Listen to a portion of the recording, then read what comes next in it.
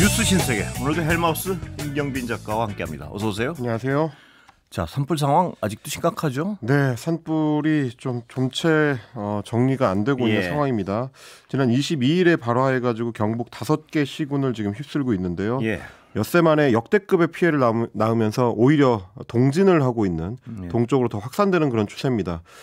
가능하면 좀 비가 좀 빨리 내려서 누그러뜨려줬으면 좋았을 텐데 오늘 기대했었던 비도 아직까지는 대부분 지역에서 깜깜무소식이고 그렇습니다. 그리고 비가 온다고 하더라도 기대했던 것만큼 이제 강우량이 많지는 않을 걸로 보여서 결국 이번 산불이 역대 최악의 산불이 될 가능성이 높아졌습니다. 지금 인명피해도 상당하고 재산 피해도 상당한 상황인데요.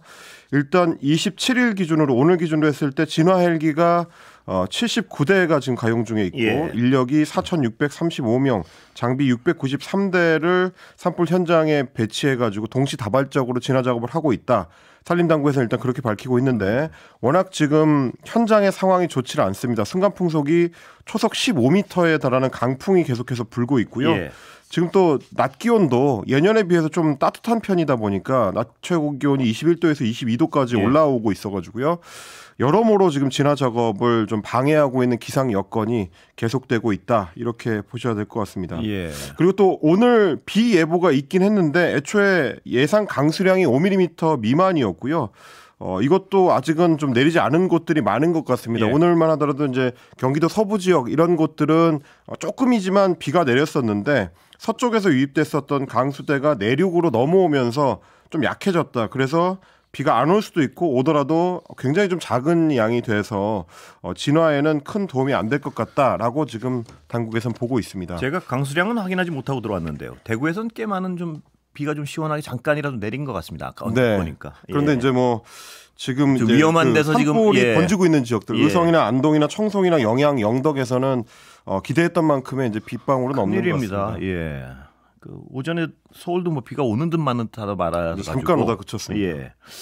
좀 비가 걱정되더니 역시 또 걱정대로 안 왔군요. 사실 워낙 지금 산불이 크기 때문에 뭐 이제 산불과 관련된 전문가들 이야기를 들어보면 이 정도 규모의 불길은 보통은 이제 비가 내려야지만 어느 정도 이제 가닥을 잡아볼 수가 있는데 지금 예보상으로 보면 4월 초나 돼야 이제 비 예보가 나오고 있는 상황이라서 뭔가 좀 하늘도 무심하다라는 생각을 좀 할 수밖에 없는 상황이고요. 워낙 또 오랫동안 현장에 투입되고 있는 진화대원이라든지 뭐 헬기 조종사, 소방대원들의 피로도 누적도 지금 심각한 상황이고 진화율도 어떻게 보면 좀 이제 이게 가능한 수준인가 싶을 정도로 오히려 지금 진화율이 계속해서 후퇴하고 있는 지역들도 있고요. 역행하는 거죠. 이게 다시 번져가지고. 그렇습니다. 오히려 번져나가다 보니까 불길을 잡는 것보다도 이제 번져나가는 속도가 더 빠르다. 그리고 경북 의성 산불 같은 경우는 확산 속도가 시간당 8.2km까지 나왔습니다. 역대 산불의 확산 속도 중에서 가장 높은 수치가 지금 나타나고 있는 상황이고 산불의 영향 구역을 추산해 보니까 34,204헥타르가 나오는데요. 물론 뭐 이제 화선이 형성되어 있는 영역을 전체적으로 다 계산했을 때 나오는 면적이기 때문에 진화가 끝나고 나서 피해 면적을 정확하게 산정해 보면 조금 다를 수는 있습니다만 규모로 봤을 때는 아마도 역대 최대 규모의 산불의 규모를 좀 넘어설 걸로 지금 예상이 되고 있는 상황입니다. 큰일이군요. 지금 뭐 정치인들 좀 찾아가고 있고 지금 대책 내놓고 있죠. 일단 뭐 국민의힘 여당에서는 워낙 또 지역구 국회의원들이 이제 해당하는 지역들이 많다 보니까 지역구 국회의원들은 물론이고 이제 지도부에서도 일단 이제 현장을 찾아가지고 최대한 좀 이제 구호 긴급 지원이라든지 혹은 뭐 산불 진화라든지 이런데 이제 역점을 두겠다라고 강조하고 있고 한덕수 권한대행 같은 경우도 오늘 고기동 해안부 장관 중앙재난안전대책본부장을 맡고 있습니다. 행정안전부 장관이 산불이 진정될 때까지는 경북 지역에 상주하면서 작업을 총괄 지휘해라라고 지시를 해놓은 상황이고 민주당 이재명 대표 같은 경우도 어제 2심 재판에서 무죄를 선고받은 직후에 곧바로 경북 안동으로 갔었는데 일단은 이재민 대피소를 찾아서 주민들을 위로를 했고요. 오늘 오전에는 산불 피해를 본 경북 의선군의 이제 고운사를 방문을 해서 주지스님을 비롯해서 이제 해당 지역에 있는 주민들하고 함께 이 역사상 최악의 재난에 대해서 서로 좀 위로하고 이런 시간을 좀 가졌습니다. 그러면서 이런 위험한 시기에 쓰자고 세금을 내는 것이기 때문에 국회에서 최선을 다해서 예산 걱정하지 않도록 잘 준비를 하겠다. 라고 이야기를 했습니다. 그래야겠죠. 예. 정치 얘기 좀 해볼까요? 예. 어제 그 이재명 대표 2심 판결 이후에 정치권이 굉장히 어떤 기류가 급박하게 흘러가는 부분이 있는 것 같습니다. 예. 네, 뭐 일단 그 조금 전에 검찰에서는 상고를 했다라는 예. 보도가 있었습니다. 물론 뭐 어제 이미 검찰에 상고하겠다라고 예고를 했었기 때문에 예정된 수순입니다만은 예정한 것 치고도 조금 빠르게 움직이는 것 같은. 발 빠릅니다. 예. 그렇습니다. 어제 오후에 판결이 나오고 오늘 오후에 곧바로 상고를 했으니까요. 예. 네, 가능하면 최대한 빠른 속도로 검찰은 움직이고 있고 여당 같은 경우도 지금 이제 이 판결에 대해서 상당히 좀 강도 높은 비판을 이어가고 있는데 예. 판결 내용에 대한 비판을 넘어서 재판부를 향해서 혹은 재판부의 정치 성향까지도 꺼내서 예. 이제 비판하는 그런 양상이 펼쳐지고 있습니다. 예. 집권 여당이 재판부를 향해서 공세를 취할 때 재판 내용이 아니라 재판에 참여하는 판사 개인을 이런 식으로까지 이야기를 한 경우가 있었나 싶을 정도인데 오늘 오후에 확인을 해보니까 이제 국민의힘의 페이스북 공식 계정 같은 경우에도 뭐 정계선 헌법재판관을 비롯해서 야당과 관련된 야당 대표와 관련된 재판에 참여했었던 재판부의 이 판사들을 구체적으로 실명까지 사진까지 게시물로 만들어서 그리고 이제 이분들이 이제 활동했었던 뭐 법관들의 뭐 연구 모임이라든지 이런 그 개인적인 부분을 거론을 하면서 비판하는 게시물을 만들어서 올렸더라고요. 집권 여당의 공식적인 행보로 보기에는 다소 좀 부담스러워 보이는 모습인데 그렇습니다. 여당 내에서는 이제 그런 인식들이 별로 없는 모양입니다. 일단 권영세 비상대책위원장 같은 경우도 서울 고법을 겨냥을 해가지고 법리적으로나 상식적으로나 도저히 이해하기 어려운 판결이고 국민들께서 도저히 납득하기 어려운 결과다라고 이야기를 하면서 판사의 정치 성향에 따라 판결이 좌우가 된다면 법원의 신뢰와 독립성을 스스로 무너뜨리는 것이 된다라고 주장을 했습니다. 그렇다라는 얘기는 곧 어제 판결을 내린 합의부 3명의 판사가 모두 정치 성향에 따라서 판결을 했다라는 얘기가 되는 거고요. 그 정치 성향이 국민의힘의 정치 성향과 다르다. 그러니까 우리가 정치 성향이 다르기 때문에 판사들이 정치적 판결을 한 거다. 이런 취지의 발언을 여당의 대표격인 비상대책위원장이 한 겁니다. 그러면서 이런 얘기를 했습니다. 사진을 확대한 것을 조작이라고 인정을 하면서 골프 발언을 무죄로 한 것은 판사들의 문해력을 의심케 하는 일이다. 국토부의 협박 발언을 의견이라고 판단한 것은 정말 할 말을 잃게 만든다라고 이야기를 하면서 재판부의 구체적 판단을 상당히 좀 강하게 비판하는 모습이었고요. 권성동 원내대표 검사 출신인데 역시 마찬가지였습니다. 판결문을 읽으면서 이 글이 판사의 판결문인지 변호사의 변론서인지 잠시 헷갈렸다. 그러니까 이재명 대표의 변호인 쪽에 서서 판결한 것이다. 이런 비판을 한 거고요. 그러면서 무죄 결정을 내리고 나서 여기에 논리를 꿰어 맞춘 판결이다라는 맹비난을 쏟아냈고 그러면서 갑자기 이제 정계선 헌법재판관 이야기를 꺼냈습니다. 정계선 헌법재판관의 한덕수 탄핵 인용 의견과 어제 서울고법의 무죄 판결문을 읽으면서 우리 국민들이 앞으로 어떻게 사법부를 신뢰할 수 있을지 우려가 생겼다. 그러면서 이 사람 싫어. 그래 파면. 이 사람 좋아. 그러니까 무죄라는 식의 판결을 내리면 국민들이 어떻게 사법부를 신뢰할 수 있겠느냐라고 이야기를 했는데요. 이 말에 따르면 지금 사실은 전혀 상관이 없는 한덕수 국무총리에 대한 탄핵 심판과 이재명 대표의 2심 판결이 어떤 상관관계가 있는 것 같은 뭐 그런 얘기가 되는 거고 무슨 얘기인지 잘 모르겠습니다. 정계선 헌법재판관과 어제 판결을 내린 서울고법의 합의부 3명의 판사가 짝이라도 했다는 건지 뭐 그런 뭐 반문을 할 수밖에 없는 이런 내용이고요.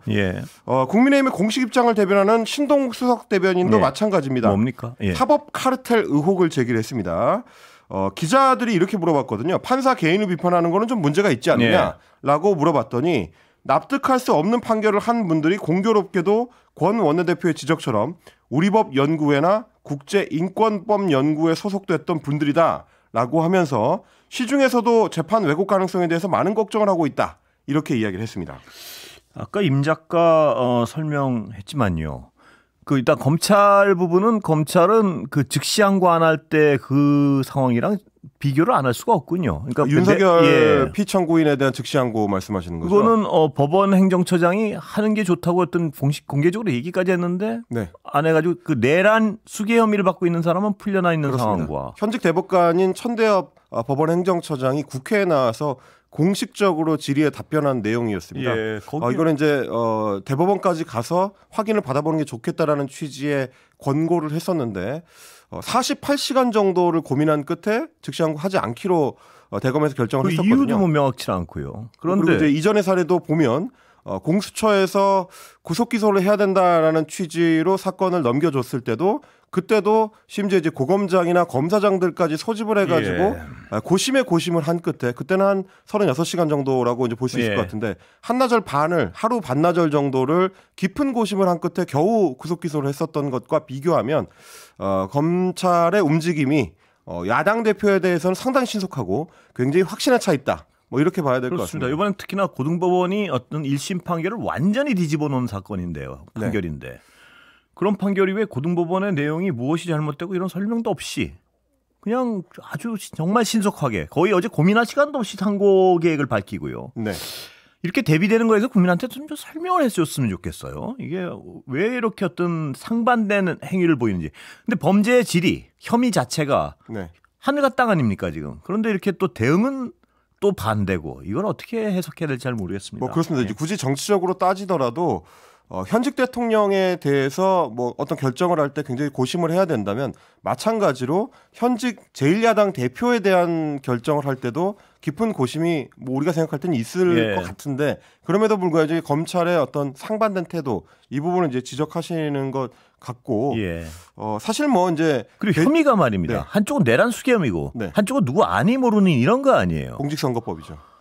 이게 맞나요? 잘 모르겠습니다. 그리고 사실 이제 여당 지도부나 여당의 공식 입장에 대해서도 저희가 이야기를 할 수밖에 없는 것이 뭐 어떤 판결이든지 간에 판결이 나온 이후에는 그 판결의 내용에 대해서 비판이 있을 수 있고 그렇습니다. 해석이 있을 수 있고 뭐 여러 어떤 정치적 의견 개진이 가능합니다. 그런데 이제 그게 판결의 내용에 관한 것이 아니라 바로 그 부분입니다. 지금 이제 여당 지도부가 쏟아내고 있는 것처럼 판사 개인의 어떤 정치 성향 이건 심지어 그냥 예단하는 것이거든요. 본인들의 취향에 맞지 않는 판결을 했다고 해서 해당 판사가 나랑 정치적으로 상반되는 의견을 갖고 있을 것이다라고 마음대로 추정하는 것인데 그것 자체도 이제 굉장히 잘못된 것이지만 그리고 게다가 이제 사법부에 대한 신뢰를 집권 여당 보수 정당이 나서서 직접적으로 깎아내리려고 하는 거기 때문에 그 태도 자체도 문제지만요. 지금 이제 우리 언론들이라든지 여권의 정치인들이 마치 이제 일상적이고 합의가 된 결론인 것처럼 거론하는 것 중에 하나가 법관들의 연구 모임을 주요 근거로 드는 것입니다. 뭐 우리법 연구회라든지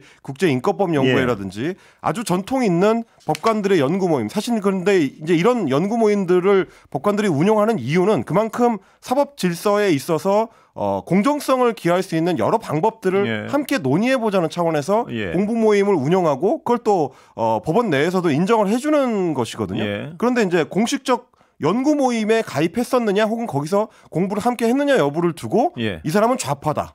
이 사람은 뭐 진보적인 판단을 할 것이다. 그리고 이제 그런 어떤 사상에 입각해서 정치적으로 편향된 결론을 내릴 것이다라고 너무 쉽게 이야기를 하고요. 그게 너무 쉽게 언론 보도를 통해서 마치 사실인 것처럼 확산되는 것 이런 것들도 굉장히 좀 문제입니다. 큰 문제입니다. 그런데 잠깐 오랜만에 반가운 소식 하나 있는데요. 의성 산불 현장에서 굵은 빗방울이 떨어지고 있답니다. 너무나 다행입니다. 너무나 지금 기다리던 굵은 빗방울이 좀 오래 와야 될 텐데 내리고 있다는 연합뉴스의 속보가 전해졌는데요. 길고 좀 묵직하게 빗방울들이 좀 쏟아졌으면 좋겠습니다. 그리고 국민들 기다리는 그 소식도 좀 빨리 좀 들렸으면 좋겠습니다. 또 다른 소식이 있지 않습니까? 선고. 내려야 되는 것들이 이제 빗방울만 있는 그렇습니다. 것은 아니죠. 헌법재판소의 선고도 내려올 때가 됐는데 지금 너무 좀 늦어지고 있습니다. 그래서 이제 오죽했으면 오늘 헌법재판소를 향해서 우현식 국회의장이 공식적으로 탄핵 심판을 선고해달라고 촉구하고 나섰습니다. 국회에서 담화문을 발표를 했는데요. 산불 확산 걱정에 더해서 헌재의 대통령 탄핵 심판 선고 지연으로 인한 국민들의 우려가 더 커지고 있어서 답답한 상황이다. 이렇게 이야기를 하면서 국회는 사실 이번 대통령 탄핵 심판 사건의 당사자이기 때문에 대통령 탄핵 소추의 청구인이고 또 12.3 비상계엄의 피해 기관이라서 가능하면 헌재의 독립성이 중요하다는 생각에 입장 표명을 자제를 해왔다. 그런데 선고 지연이 초래하는 상황이 기본 가치마저도 흔드는 지경으로 번진다는 판단에 따라서 이렇게 한 말씀을 드리게 된 거다. 헌재 선고기일 미확정 사태가 장기화하면서 사회적 혼란이 깊어지고 있고 또 국가 역량도 소진되고 있다. 그러니까 빨리 좀 헌재에서 선고 기일을 지정을 해달라라고 국회의장이 이제 공식적으로 좀 요청을 하고 나섰습니다. 그런데 헌재에서는 오늘도 그렇죠. 선고기일 지정이 나오지 않았습니다. 오늘 오전 10시에는 정기 선고가 예정되어 있었는데요. 예정대로 진행이 됐고요. 일반 사건에 대한 40건 이거에 대해서 이제 선고가 있었는데 선고 자체는 20분 만에 빨리 끝났습니다. 네. 좀 주목을 받은 사건 같은 경우는 보복 범죄 같은 것들로 인해서 형사처벌을 받았던 사람이 택시나 화물기사를 할 수 있느냐. 그러니까 택시나 화물기사의 면허를 이렇게 이제 보복 범죄로 형사처벌을 받게 되면 면허를 취소하도록 한 법률이 있습니다. 이 현행법에 대해서 헌법에 위배되지 않는다라고 이제 재판관 전원일치 판결을 한 게 좀 주목을 받았는데요. 오늘도 윤석열 피청구인에 대한 선고 기일은 지정이 되지 않았고 이렇게 되면 이제 헌재에 지금 계류 중인 탄핵 심판 사건이 이제 두 건입니다.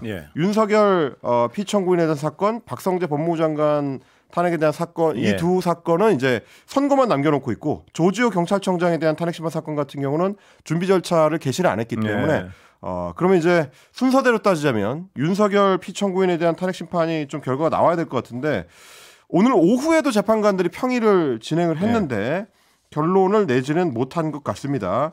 일단 내일 선고기를 발표하더라도 결국 이제 다음 주로 넘어가게 되는 거라서요. 불가능해지는 분위기죠? 그렇습니다. 그러면 다음 주 월요일이 이제 3월 말이기 때문에 3월 내에 결론을 내려면 적어도 내일은 선고기일 지정이 이루어져야 되는데 지금 분위기로 봐서는 그것도 확실하지 않을 것 같고 그렇게 되면 이제 다음 주에 주 초에 선고기일을 지정하고 주말에 이제 선고를 하는 방안 정도가 검토가 가능할 것 같습니다. 그런데 말입니다. 이 정도 어떤 국가적 명운을 건 사안이고 온 국민이 정말 목이 빠져라 기다리고 있는 상황이면 이렇게 도대체 무슨 이유인지 미루는 이유를 알 수 없는 상황에서 글쎄요. 헌재가 무슨 설명이라도 있어야 되는 거 아닌가요? 이렇게 국민들이 마냥 고통스럽게 기다리게 놔둘 만큼 그 헌재 재판관들이 전능의 권력을 가지고 있나요? 뭐 여러 가지 의문이 듭니다. 사실 저희도 뭐 여러 차례 이 자리에서 이제 그런 지적을 드렸습니다만 다른 무엇보다도 이 불확실성을 끝내기 위해서는 그렇습니다. 언제 어떤 방식으로 이것이 이제 정리가 된다라는 신호가 좀 나와줘야 되는데 그런 것도 없이 이제 하염없는 기다림이 되어버렸지 않습니까? 그리고 이제 뭐 법원도 뭐 잘 알고 있겠습니다만 헌법재판소도 잘 알고 있겠습니다만은 통상적인 상례를 벗어나는 훌쩍 경우에는 벗어났죠 지금. 그렇습니다. 뭐 전례가 굉장히 좀 중요하게 작동하는 법관들 혹은 뭐 사법부의 어떤 기본적인 입장들하고도 상당히 지금 달라지고 있는 상황이고 말씀드렸던 것처럼 어쨌든 지금 국가적 위기가 지속된다는 것 자체가 헌법적 위기거든요. 게다가 지금 헌법재판소가 시일을 너무 오래 끌면서 헌법재판소의 권위 자체가 흔들리는 문제가 발생을 하고 있습니다. 이렇게 이제 권위가 흔들려 버리게 되면 어떤 결론을 내더라도 한쪽에서는 반드시 이제 불복하기가 어려워지는 뭐 그런 상황이 될 거고. 근데 지금 말씀하신 대로 헌법재판소가 스스로 지금 권위를 무너뜨리고 있는 상황이고요. 그렇습니다. 그렇게 되면 어떤 결과가 나와도 또한 그 분열과 혼란이 더 가중될 것이고. 그렇습니다. 지금 이제 12.3 내란 사태 이후에 헌법적 위기가 벌써 한 100일 넘게 이제 지속되는 상황에서 헌법재판소가 그 최후 보루로서의 역할을 좀 해줘야 될 텐데 그렇습니다. 오죽했으면 헌법학회장 같은 경우도 나와서 87년 헌법의 가장 중요한 결실 중에 하나가 헌법재판소의 설립이었는데 그 설립 근거를 본인들이 흔드는 결과가 돼서는 안 된다라는 충언을 할 정도로 굉장히 좀 중대한 국면에 헌법재판소가 들어서고 있다. 그러다 보니까 이제 정치권 내부에서도 이미 상례를 많이 벗어난 상태에서는 헌법재판소 내부에서 뭔가 좀 문제가 발생하고 있는 것 아니냐.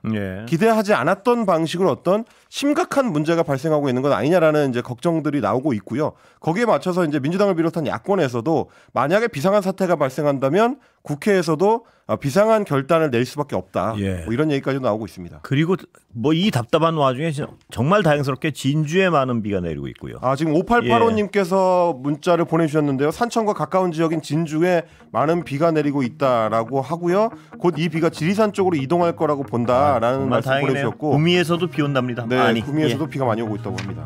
임경빈 작가 수고하셨습니다. 고맙습니다.